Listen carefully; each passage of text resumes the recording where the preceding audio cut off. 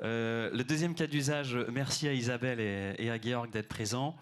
C'est le Decision Crédit accéléré sur les captives, qui est un marché captivant, c'est le cas de le dire, et qui intéresse tout le marché. On va zoomer sur le cas BMW. Vous vous êtes présenté rapidement, donc on ne va pas prolonger le sujet. Est-ce que vous pouvez nous décrire rapidement, Georg et Isabelle, ce que ça représente BMW Finance en termes de volume? Voilà, bien sûr.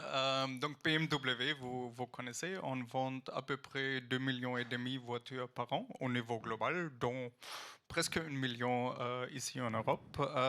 Et donc, une voiture sur deux, c'est financé par nous. Donc, vous avez la moitié des voitures neuves qui sont financées, mais on finance aussi des véhicules d'occasion. Donc, on a à peu près en Europe presque 1 million de dossiers à traiter.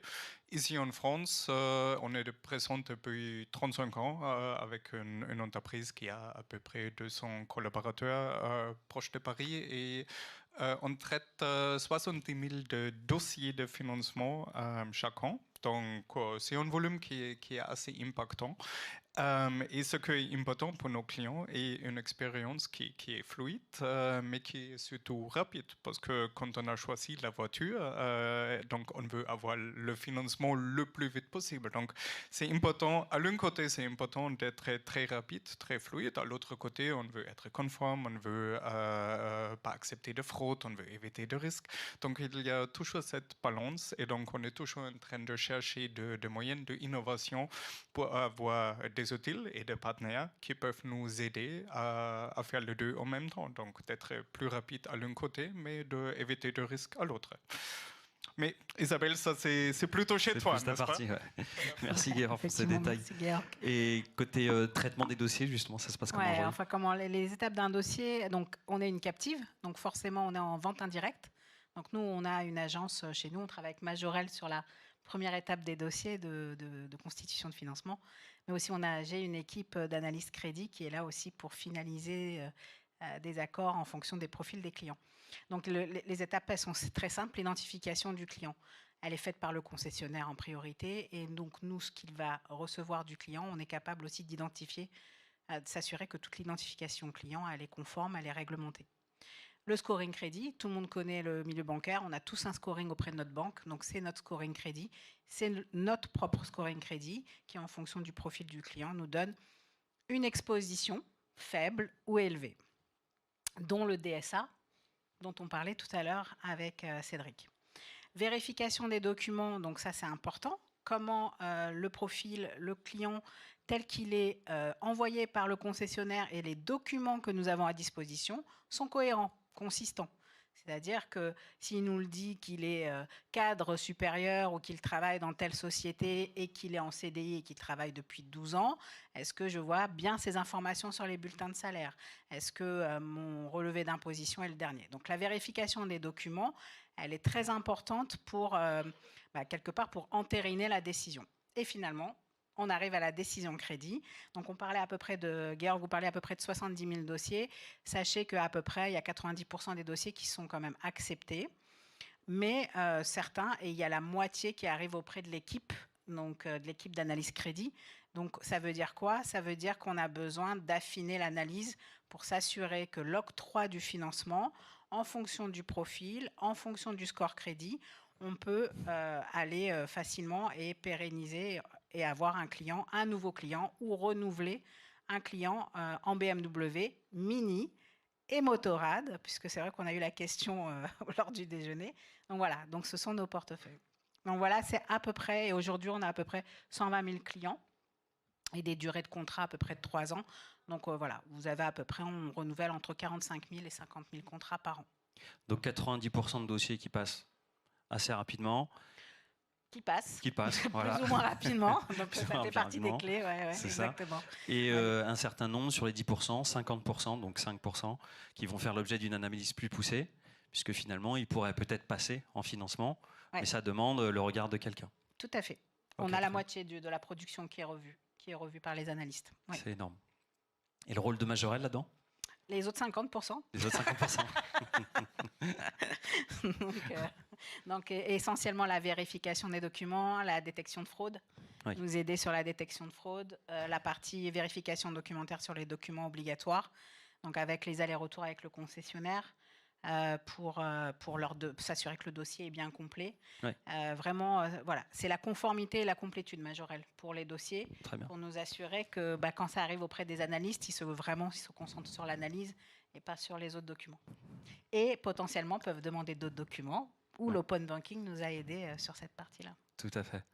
Donc un parcours aujourd'hui qui comporte de l'humain, de l'analyse documentaire, avec quelques frictions. L'idée, encore une fois, hein, c'est d'utiliser la donnée pour sublimer l'expérience client. Côté pain point, justement, si on doit zoomer rapidement dessus. En fait, les pain points qu'on va rencontrer, c'est si on ne remplit pas nos objectifs qui sont les attentes de notre réseau de concessionnaires, donc le délai de traitement. Voilà, il y a 3 ans, on a eu un Covid, on a eu une reprise dingue de l'activité et c'était lié à décider rapidement. Malheureusement, on a beau faire ce qu'on peut, mais on ne peut pas être aussi rapide. Donc ça a mis en exergue le délai de traitement qui expose aussi les concessionnaires. La fraude documentaire, c'est un vrai sujet, je pense pas seulement pour BMW Finance, mais pour toutes les activités de financement. Elle s'est fortement développée. Donc comment on peut, nous, à distance, en indirect, s'assurer qu'on détecte bien la fraude et avoir confiance dans cette décision de dire que c'est une fraude. Donc et cette fraude, elle ne fait que manquer. Enfin, en 2022, on a eu le double de fraude détectée par rapport à 2021. Donc c'est plus 100%. important. Ouais, c'est plus important. Et puis forcément, le manque à gagner, on analyse à distance. Le réseau de concessionnaires, leur mission première, c'est de s'assurer de vendre des véhicules et qu'on ait le maximum d'immatriculation. Donc c'est vrai que quand il arrive dans la phase de financement, il faut que ce soit simple et il faut que ce soit voilà. Et quand potentiellement nous, avec les éléments qu'il nous transmet, on ne va pas forcément dans la même direction que lui, lui il a un manque à gagner et potentiellement nous aussi, parce que c'est pas évident de nous assurer qu'on a un profil solvable, fiable, qui va, parce que au final c'est ça la décision, c'est comment pendant 3 ans on s'assure que nos clients ils payent bien leur mensualité et ils sont plutôt, ils gèrent bien leur compte. Pour faire le bridge pour plus tard. Et le KYC, on est de plus en plus réglementé, tout ce qui est détection, lutte contre le blanchiment. Voilà, donc bien connaître son client à distance, voilà, ça demande de plus en plus d'évolution de nos outils pour s'assurer que sur certains facteurs, on peut avoir des alertes ou pas. Et donc voilà, donc vraiment les pain points, c'est vraiment les points de friction, c'est vraiment ces 4 points-là. Ouais, ces 4 points-là. Déterminant, et on peut imaginer qu'ils freinent le business. Qu'il ralentit en tout cas. Qu'ils ralentissent, ouais. Et donc, BMW Finance, Majorel et Smart Push se sont posés pour se dire, OK, est-ce qu'on ne peut pas construire une expérience qui, basée sur une analyse de la donnée de qualité, soit frictionless, soit plus fluide en concession, permettre de rater un minimum de ventes in-store, peut-être on web bientôt, on l'espère en tout cas. Et ça a donné l'expérience en synthèse que vous avez là dans la vidéo, rapido. Vous avez un QR code potentiellement sur une voiture, en tout cas c'est l'expérience cible. Vous scannez le QR code parce que vous êtes intéressé par cette voiture. En quelques minutes, on peut vous donner un préaccord. Grâce à l'open banking, vous entrez les identifiants du compte qui va servir à l'analyse crédit et potentiellement au prélèvement plus tard. Vous pouvez agréger un ou plusieurs comptes à un moment donné. Dès lors que vous avez rentré grâce à l'open banking l'ensemble de vos identifiants, on passe par des agrégateurs d'ailleurs à ce niveau-là, Smart Push n'est pas agrégateur, on peut analyser rapidement le dossier, envoyer les insights aux analystes de BMW, donner des préaccords pour qu'au moins in-store, la personne se dise « Ok, en fait ce modèle i3 électrique BMW, je peux l'acheter, je suis solvable et éventuellement on peut même imaginer des recommandations venir à terme en se disant bon, peut-être que ce modèle i3 vous pouvez pas l'acheter, mais avec ce qu'on a analysé, le modèle temps vous pouvez. Donc réduire la friction, faire des recommandations personnalisées. Côté analyste, ça donne quoi du coup, Isabelle? Alors en fait le projet quand on l'a initié, alors tout le crédit, si je peux me permettre cette expression, est donné aux experts métiers, puisqu'on a mis plutôt des experts métiers autour de la table, puisqu'aujourd'hui, en fait, il faut savoir que quand le dossier nécessite la vue d'un expert analyse crédit, sur un aspect qui est le DSA, si effectivement le DSA n'est pas très bon, mais on constate que le client est capable de bien gérer ses comptes, on va plutôt être confort à accepter le financement. Donc, ce qui a été fait avec les experts, c'est comment, ce que tu présentais tout à l'heure, donc comment on identifie les relevés de compte. Tu parlais de relevés de compte illisibles. Nous, il faut qu'ils soient exploitables, en fait. Donc, on est sur l'illisible et pas exploitable. Donc, on a essayé de rendre quelque chose lisible et exploitable pour, en un coup d'œil, sur ce dashboard-là, voir les revenus récurrents, voir les dépenses récurrentes et surtout, on a identifié des postes qu'on considère à risque. On parlait du casino tout à l'heure. Voilà. On parlait de choses qui vont nous mettre à risque et qui nous disent, bon, on n'a pas un très bon profil. Bon, ça va nous conforter dans le fait de ne pas décliner la demande de financement.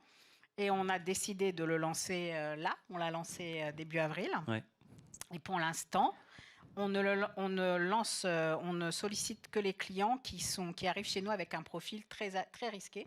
Okay. Mais pour lesquels on est prêt à envoyer l'open banking. Et s'ils nous donnent accès à leur compte et on y voit tout à fait un relevé de compte complètement cohérent, eh ben, on va aller plutôt dans la décision, on va valider le dossier forcément. Donc voilà, donc on a lancé ça et c'est vraiment les équipes, les experts métiers qui ont construit ça, parce qu'au final, un projet, si les experts ne s'y retrouvent pas, oui. Eh ben, on ne va pas l'utiliser. Donc c'est vraiment les équipes, mes équipes, qui ont travaillé avec les équipes Majorel et les équipes Smart Push pour construire ce document, ce dashboard.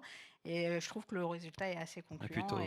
Et les équipes sont très, très enthousiastes. Et sans dévoiler les chiffres, on sait qu'on sait financer des dossiers désormais qui étaient touchy a priori. Exactement, exactement. Donc voilà, donc on a des belles choses qui s'annoncent. Bon, merci Isabelle pour ce témoignage. Et Georg, globalement, comment l'open banking s'intègre dans la stratégie de BMW Finance, plus largement qu'en France d'ailleurs?